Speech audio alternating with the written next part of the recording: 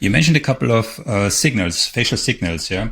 Mm-hmm. Paul Ekman, who consulted for the TV series Lie to Me, yeah? He kind of, made micro expressions famous. Yeah? But again, micro expressions are not a indicator of a deception. It's just showing you an incongruence between what you say and what you Yes. really feel. So from your perspective, how do you view micro expressions? Not necessarily as deception indicators, but as an expression of, let's just say, the truth leaking through. Sure. And it's always, everything's in flux as you get more data. For a long time, and I still believe in micro expressions. I think they can be extremely accurate when detecting comfort and stress.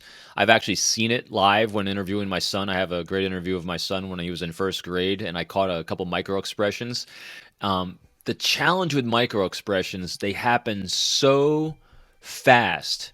Again, you go to, if people want to put these things into practice live, you really can't, because it's a 1/16th of a second.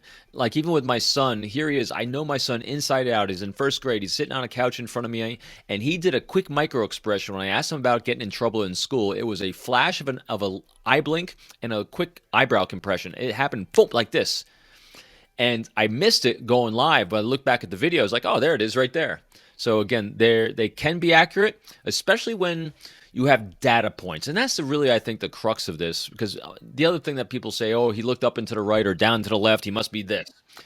And I remember my first behavioral consult, we had the Dr. Reed Malloy, world-renowned psychologist from California. He was on our team as a consultant. I remember all we had was a video of the individual that we were trying to assess. And I remember this guy, all we had was eye movements. And I even said to him, I said, hey, let's start recording eye movements. And we had 4 hours of video to watch. And he goes, nope, we don't have enough data points.